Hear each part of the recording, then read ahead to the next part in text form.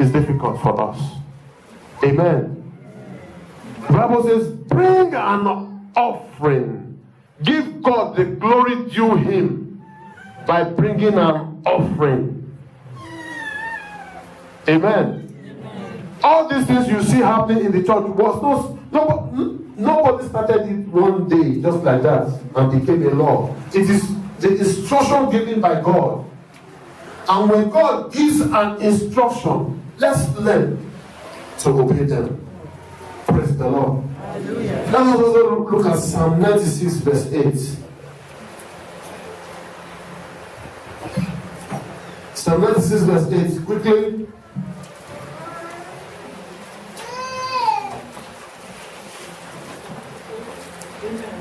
Amen. Give to the Lord the glory due his name. Bring an offering and come into his court. Amen. Hallelujah. That is to say, offering gives God glory. The first place we read just now said, give God glory due him. Bring an offering to his house. This one is also saying, give God glory due him. You see, it is not enough for us to begin to shout, God, all glory belongs to you.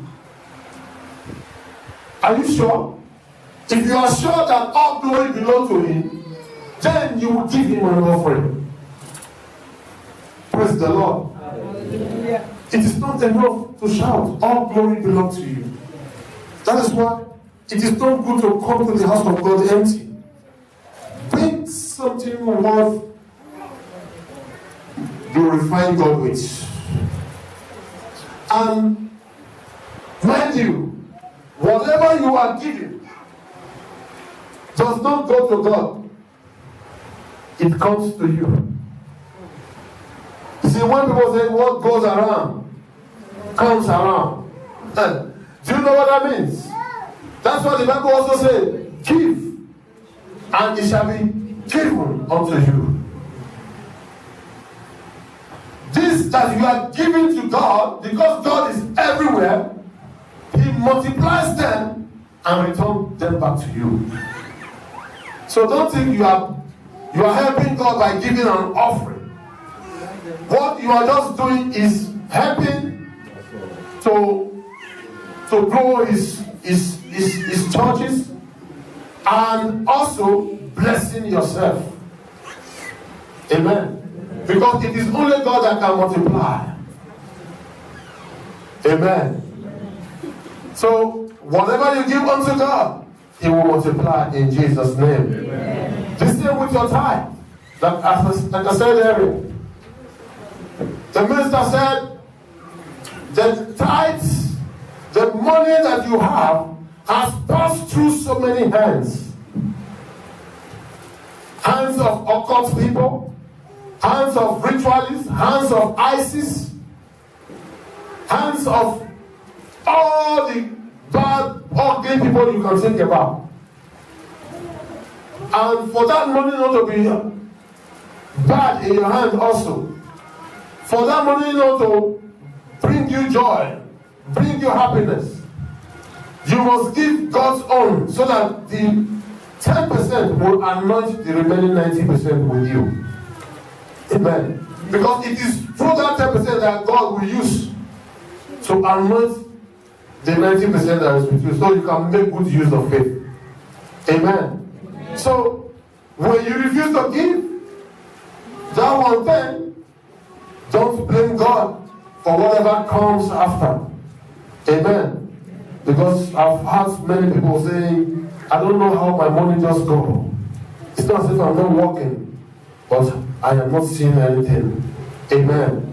God will help us in Jesus' name. Amen. And in Luke chapter 16, verse 10 to 11, the Bible makes us to understand that when God trusts us with a little, he also expects us. See, to whom much is given, much is expected. Amen. So whatever God has given unto you, he also expects you to give. But when you refuse to give with the little he has given you, how do you expect him to give you a big one? Amen. God will help us in Jesus' name. Another way for us not to be a Christian is when we want to avenge those who offend us. We have unforgiving spirit and we want to avenge. Amen. We always, even when you beg these people, say, no. Even if God come from heaven, I will not forgive this person. Somebody once told me that in this church. He said, even if God come from heaven, he will not forgive. You are not a Christian. Even as I speak to us now, many of us are carrying ourselves in our stomach. Even in the church, you are doing enmity. Hallelujah. Even as you are looking at me now, many of you don't greet yourselves. And you will come with that same heart that God says, serve me with all your heart. You will come with that same heart that you are carrying somebody in. You will come and say, God, I give you all the glory. You are not a Christian. Hallelujah. Immediately after this prayer, after this message, you are here and you are doing enmity with yourself. You better come out here today. If you don't come out, anything that happens to you, take it. Don't call me. If you are doing enmity with them, this is a serious thing and it's a serious warning. Because God is not happy with you. Even when people offend you outside, forgive them. Let alone inside the church. You are polluting the house of God. You are polluting the body of Christ. God is not happy about that. So if you are in this place and you carry somebody in your heart, you have refused to forgive someone who you think offended you. If you have not offended anybody before, sit down, don't come out. But if you have offended somebody before, and now somebody offends you, say you cannot forgive, come out here. If not, as you pray to God, He will never answer because the Bible has said it. Let's look at what the Bible says. Colossians 3:13. Quickly. Colossians 3:13. Somebody else open down Ephesians 4:32 because our time is fast spent. Colossians 3:13. Ephesians 4:32. Yes, quickly. Colossians 3:13. Bearing with one another. Bearing with one another. And forgiving one another. Forgiving one another. If anyone has complained against another, even as Christ forgave you, so you also must do. The way Christ forgive you, the same way you must do. You have called God, oh, forgive me, God. The same way God has forgiven you, you must also forgive. Yes, the other one. Ephesians 4:32. Instead, be kind to each other. Instead, be kind to each other. Tender-hearted. Tender-hearted. Forgive one another, just as God through. Tender-hearted. Forgiving one another, just as God forgiving forgive you. Amen. Praise the Lord. Has God ever forgiven you? Have you ever sinned? And has God forgiven you? Yeah. So why is it not difficult for us to forgive others? Amen. So today, that spirit of unforgiveness will be broken in your heart in the name of Jesus. Yeah. Just forgive them. Let me even tell you this. Even if they are the one that offended you. They are the one who offended you, but you forgive them. And still make peace with them. That's happened to me before. I struggle with God. I said, no, God, no. I can never. No. They must come. And again, I'm the senior. They should come and beg me. God said, call them and ask them to forgive you, even though they are the one that offended you. Hi. It was difficult, but I did it. My brothers and sisters, when I did it, my breakthrough started. Things that were tied down started opening. So many things, house grew. They come in, 2 places they come in. I want to look at it and say, I don't want this one. Okay, I'll take this one. Everything started opening. All this while, when I will move from one this thing to the other, they will tell me no house yet. So many things were tied down. And then when I obey that voice of God, everything will open. Amen. Praise the Lord. So just do your own. Even if they are going to hurt you, don't worry. Forgive them. Forget about them. Have you forgotten what God did for Jehoshaphat? Amen. King Jehoshaphat, they wanted to destroy the land of Judah. And Jehoshaphat said, what do we do? He wasn't confused. He called all of them together, let us pray. And they started praying. They started praying.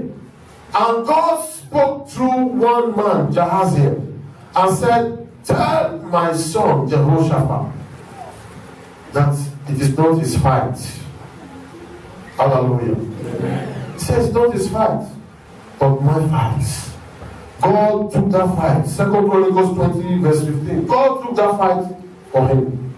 Amen. And defeated all his enemies. The same way he also fought for David.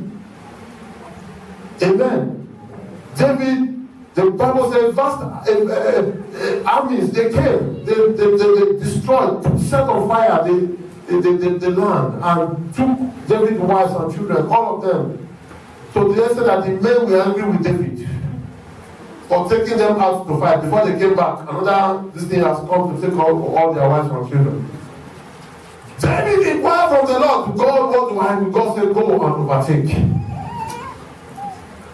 And they went after these people and defeated all of them. Amen. They defeated them by not fighting. No. Hello? They did not shoot one arrow. When they got there, those soldiers started fighting themselves. They've already killed themselves. They only went there to take what they have, to collect, took their wives, took everybody and came back. That is what God can do for us. Amen. You don't need to fight. God will do the fight for us. Amen. So when you are asking for forgiveness and they are still threatening you, they are still doing it, don't worry. God will fight for you in the name of Jesus. Therefore, in conclusion, Christianity is not by hearing the word, it is the act of doing what the word says. Amen.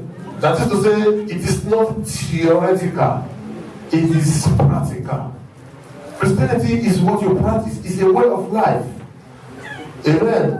James chapter 1 verse 22 told us that it is not by hearing the word, but by doing what the word says. Hallelujah. And I also want you to know that as a Christian, we are made to suffer because of Christ. Amen. The Bible says, if you suffer because of me, count it on joy.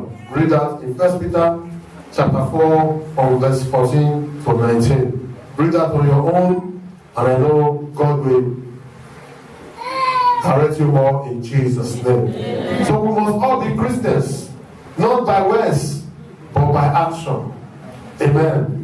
And as we do that, God bless you in Jesus' name. Amen. Let us rise up.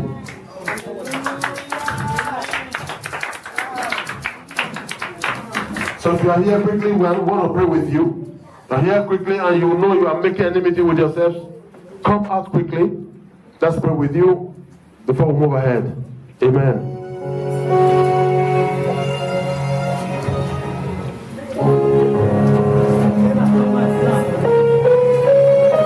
Like I said earlier, nobody will force you to come up. Whatever you get after it, take it.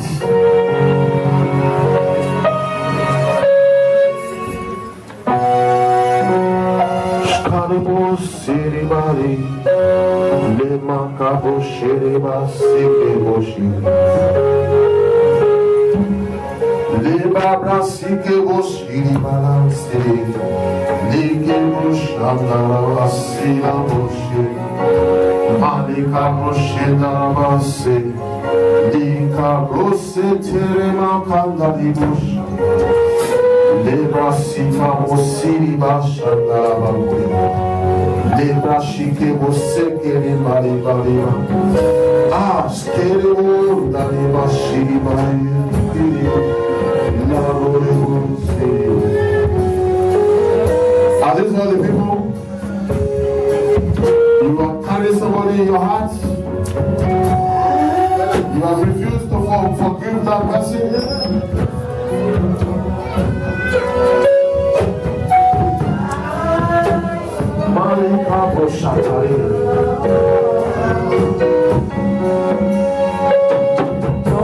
You may not have a second chance. You may not have another chance. You may not have another chance. You may not have another chance.